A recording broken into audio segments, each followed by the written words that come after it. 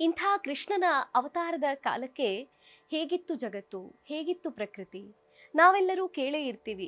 ಯಾವುದೇ ಒಬ್ಬ ಮಹಾನುಭಾವರು, ದೇವತೆಗಳು ಭೂಮಿ ಮೇಲೆ ಅವತಾರ ಮಾಡಿದ್ರೆ ದೇವತೆಗಳೇ ನಿಂತ್ಕೊಂಡು ಪುಷ್ಪವೃಷ್ಟಿಯನ್ನ ಮಾಡ್ತಾರಂತೆ. ಅಂಥದ್ರಲ್ಲಿ ಸಾಕ್ಷಾತ್ ಭಗವಂತನೇ ಭೂಮಿಗೆ ಬರ್ತಿದ್ದಾನೆ ಅನ್ನುವಾಗ ಬಹುಶಃ ಆವತ್ತಿನ ಜಗತ್ತು, ಆ ಕಾಲದ ಪ್ರಕೃತಿ, ಕೃಷ್ಣನ ಅವತಾರ ಆಗೋ ಕಾಲಕ್ಕೆ ಹೇಗಿತ್ತು?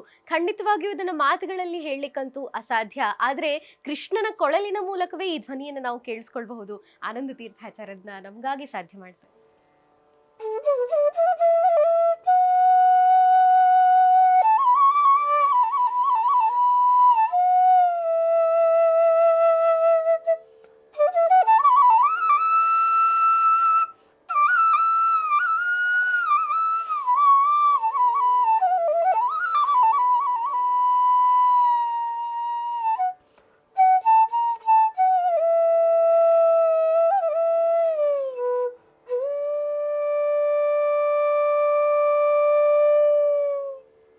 ಆಹಾ, ಕೃಷ್ಣನ ಕೊಳಲಿನ ಧ್ವನಿಯೇ ಸುಮಧುರ.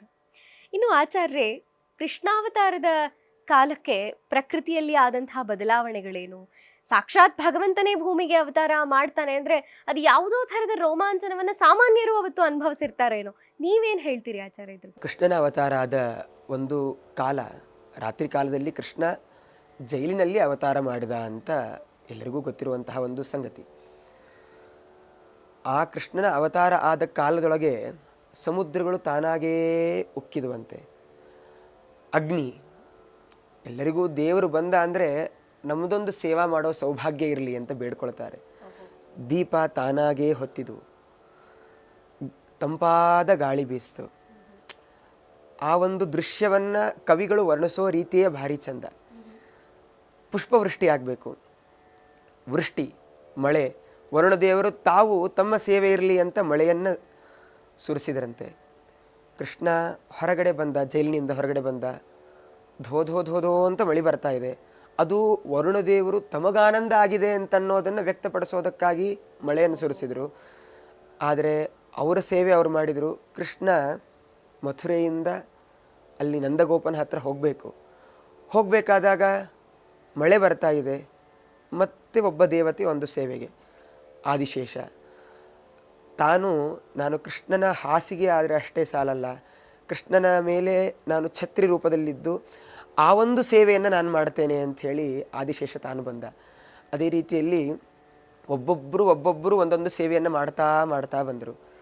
ಹೀಗೆ ಆ ಪ್ರಕೃತಿ, ಆ ಒಂದು ಕಾಲದಲ್ಲಿ ಆದಂತಹ ಬದಲಾವಣೆಗಳೇ ಬಹಳ ಚಂದ. ಕೃಷ್ಣ ಅವತಾರ ಮಾಡಿದ್ದು ಯಾವಾಗ ಅಂದರೆ ಅಷ್ಟಮಿ ದಿವಸ ರೋಹಿಣಿ ನಕ್ಷತ್ರದಲ್ಲಿ ಕೃಷ್ಣ ಅವತಾರ ಮಾಡಿದ್ದಾನೆ. ಸಿಂಹಮಾಸ,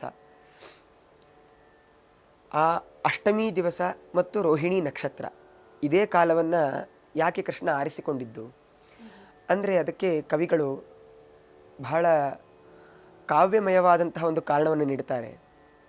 ಯಾಕೆ ಅಂದರೆ ಕೃಷ್ಣ ರೋಹಿಣಿ ನಕ್ಷತ್ರದಲ್ಲಿ ಯಾಕೆ ಹುಟ್ಟಿದ? ಕೃಷ್ಣ ಜನಿಸಿದ್ದು ಯಾರಲ್ಲಿ? ದೇವಕಿಯಲ್ಲಿ. ಹಾಗಿದ್ಮೇಲೆ ದೇವಕಿಯ ಸುತ ಅಂತ ಪ್ರಸಿದ್ಧಿ ಆಗ್ತಾನೆ.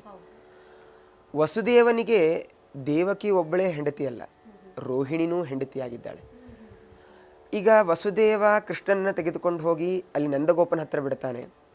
ಹಾಗಿದ್ಮೇಲೆ ಆ ನಂದಗೋಪನ ಮಗ, ಯಶೋದೆಯ ಮಗ ಅಂತ ಕೃಷ್ಣ ಕರೆಸ್ಕೊಳ್ತಾನೆ. ಹಾಗಿದ್ಮೇಲೆ ಕೃಷ್ಣ ಪ್ರಸಿದ್ಧಿಯಾಗಿರೋದು ಎರಡು ರೀತಿಯಾಗಿ, ದೇವಕಿಯ ಸುತ ಮತ್ತು ಯಶೋದಾಸುತ ಅಂತ. ರೋಹಿಣಿ ದೇವಿ ಅವಳು ಒಬ್ಬಳು ತಾಯಿ, ಅವಳಿಗೆ ಬೇಜಾರು ಮಾಡಬಾರ್ದಲ್ವ. ಹಾಗಿದ್ಮೇಲೆ ನಾನು ಅವಳ ಮಗ ಅಂತೂ ಪ್ರಸಿದ್ಧಿ ಆಗಲಿ ಅಂತನ್ನೋ ಕಾರಣಕ್ಕೆ ಕೃಷ್ಣ ರೋಹಿಣಿ ನಕ್ಷತ್ರದಲ್ಲಿ ಜನಿಸಿದ ಅಂತ ಕವಿಗಳು ವರ್ಣಿಸ್ತಾರೆ.